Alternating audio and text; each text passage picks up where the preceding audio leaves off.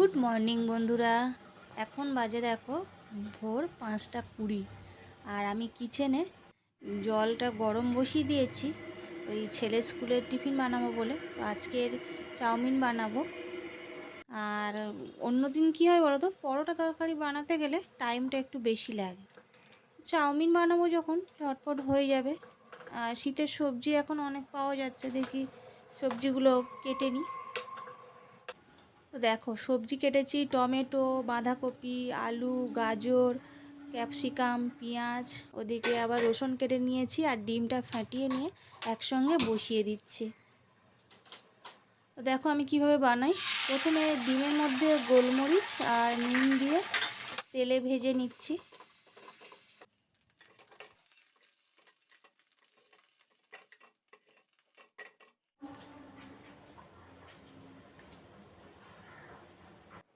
কড়াতে তেল দিয়ে এবারে কুচনো রসুনটা দিয়ে দেব। তো এরপরে পেঁয়াজ দিয়ে, আর যে সবজিগুলো সিদ্ধ হতে একটু টাইম লাগে, গাজর আলু এই দুটো আগে দেব। আর গাজর আলু একটু ভাজা ভাজা হয়ে গেলে বাদবাকি সবজিগুলো এর মধ্যে সব দিয়ে দেব। দিয়ে খানিকক্ষণ নেড়ে চেড়ে, আর এরপরে এই গোলমরিচ একটু দিয়ে দেব। তারপরে টমেটো সস, তারপরে সোয়া সস, আর আমার ছেলে ওই শেজওয়ান সসটা খুব পছন্দ করে, ওইটা রাখা থাকে।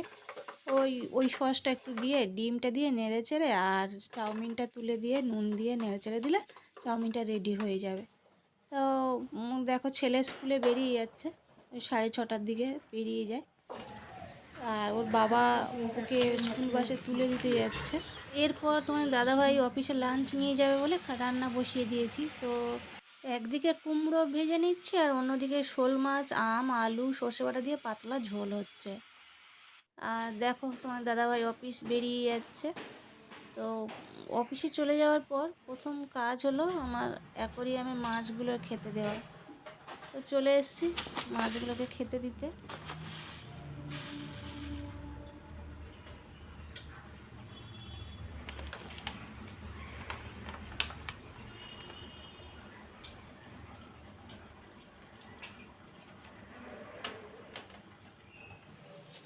আর এদিকে আগের দিনে ধনেপাতা নিয়ে এসেছিলো, তো সেটা ধুয়ে জল ঝরিয়ে রেখে দিয়েছিলাম। এখন বক্সের মধ্যে রেখে এটা ফ্রিজে রেখে দেব।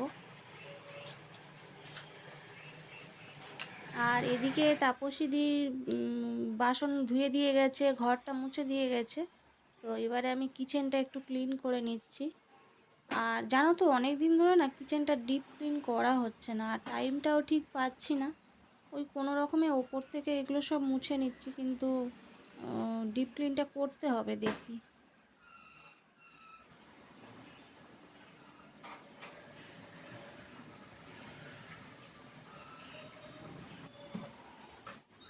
তো দেখো আমার কিচেনটা ক্লিন করা কমপ্লিট হয়ে গেছে, তোমাদের একটু দেখিয়ে দিই।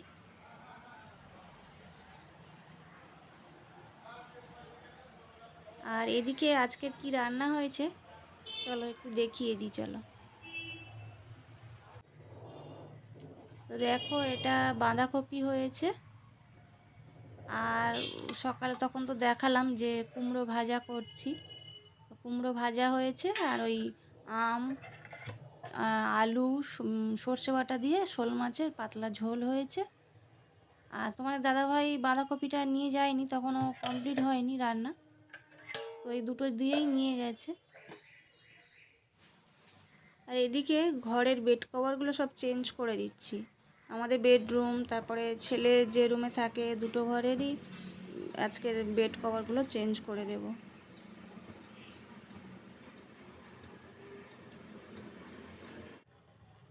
তো দেখো বেডরুমটা ক্লিন করা হয়ে গেছে, গুছানো হয়ে গেছে, একবার দেখিয়ে দিই।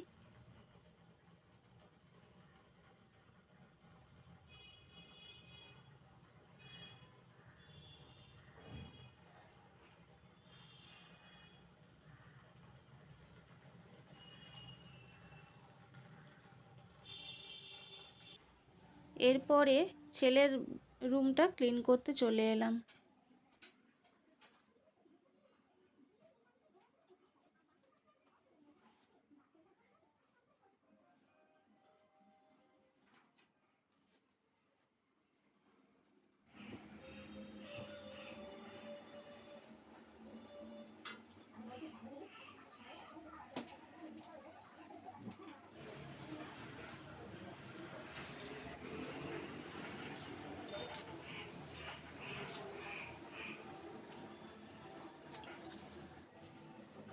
অনেক দিন ধরেই গ্রিলগুলো ঠিকঠাক মোছা হচ্ছে না।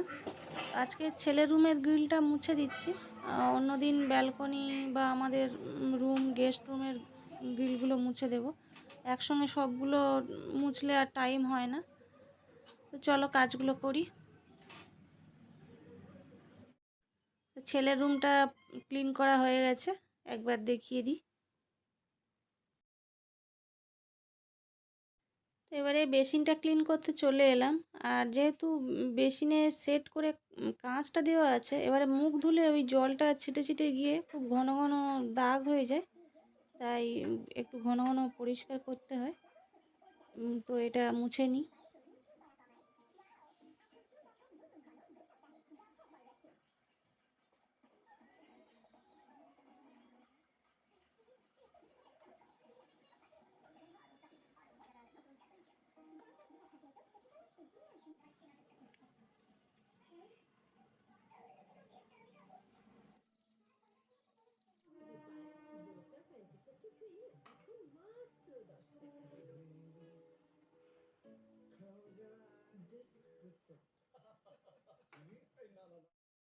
তো আমাদের বেসিন এরিয়াটা ক্লিন করা হয়ে গেছে। তো এইরকম প্রত্যেকটা জিনিস যদি আমরা প্রতিদিন অল্প অল্প করে একটু মুছতে থাকি, তাহলে জিনিসগুলো ভালো থাকে। আর তার জন্য কিন্তু একটু ভোরে ভোরে উঠতে হবে। বেলা করে উঠলে তো আর কাজগুলো সব কমপ্লিট হয় না। আর আমার একটা কি সুবিধা বলো তো, সকালবেলা তো আমার রান্নাগুলো হয়ে যায়।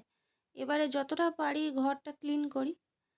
আর পরে আর রান্নাবান্নার চাপ থাকে না। শুধু একটু বেলা হলে ওই ১টার দিকে ভাতটা আবার বসিয়ে দিই, কেননা ছেলে এই ২:৩০টার সময় আসে। তাছাড়া মোটামুটি রান্নাটা হয়ে যাওয়া মানে একটা সবথেকে বড় কাজ হয়ে যাওয়া। এরপরে তুমি সারাদিন ধরে সংসারে টুকটাক কাজ করতে পারলে ঠিক আছে। তো দেখো আমার ডাইনিং লিভিং এরিয়া পুরোটা সব কমপ্লিট হয়ে গেছে ক্লিন করা। তো দেখো আমার স্নান হয়ে গেছে, পুজো দেওয়া হয়ে গেছে। তো ভাবছি তোমাদের সঙ্গে একটু গল্প করি। সকাল থেকে তো তোমাদের সঙ্গে কথা বলা হয়নি। তো আজকে না কীরকম একটা গরম পড়ে গেছে, মানে আর ঠান্ডা ভাবটা নেই। এমনি কলকাতায় ঠান্ডা কম, তো আজকে আর একদম ঠান্ডা নেই। আর গ্রামের দিকে মনে হয় একটু ঠান্ডা আছে, কেননা মাকে ফোন করলে মা তো বলে একটু ঠান্ডা আছে, বা শ্বশুরবাড়িতে ফোন করলে ওরাও বলে একটু ঠান্ডা আছে। কিন্তু কলকাতায় একদম ঠান্ডা নেই। তো তোমাদের ওখানে কেমন ঠান্ডা আছে তো জানিও তো একটু কমেন্ট করে, মানে ঠান্ডা আছে না আমাদের এই কলকাতার মতো ঠান্ডা উদাও হয়ে গেছে। তো আমরা না যখন আসানসোলে থাকতাম তখন কিন্তু বেশ ভালোই ঠান্ডা থাকতো। মানে বাইরে কোথাও যেতে গেলেই সোয়েটার দিতে হতো, প্লাস গায়ে একটা স্টল বা কিছু নিলে যেন ভালো হয়। তো কলকাতায় এসে এই 2 বছরে এসেছি, সেই ঠান্ডাটা কিন্তু নেই। তো যাই হোক, আর বেশি বক বক করবো না, আজ ব্লগটা এখানে শেষ করব।